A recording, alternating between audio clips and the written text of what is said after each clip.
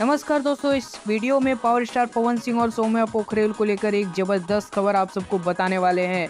तो वीडियो को आखिरी तक जरूर देखें। दोस्तों, आप सबको बता दूं कि कुछ महीनों पहले ही पवन सिंह और सौम्या पोखरेल को लेकर सोशल मीडिया पर कंट्रोवर्सी जो फैली थी वो आखिरकार सॉल्व हो चुकी है। आखिर हुआ तो ये था कि एक इंटरव्यू में सौम्या पोखरेल ने कह दिया था कि मैं पवन सिंह को नहीं जानती।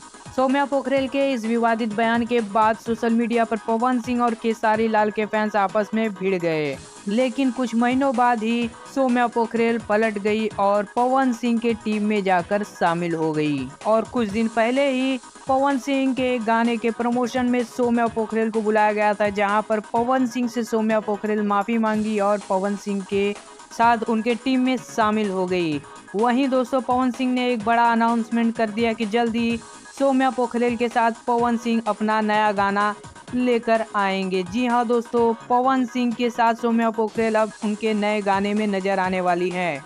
इस बात का प्रॉमिस करते हुए पवन सिंह ने सौम्या पोखरेल के साथ अपने गाने पर रील भी बनाया। अब दोस्तों देखा यह जाएगा कि पवन सिंह कब सौम्या पोखरेल को लेकर अपना गाना लेकर आते हैं। क्या वो गाना सैड होगा या फिर रोमांटिक होगा या फिर डांस वाला होगा, इस बात की जानकारी तो गाने के शूटिंग के दौरान ही पता चलेगा।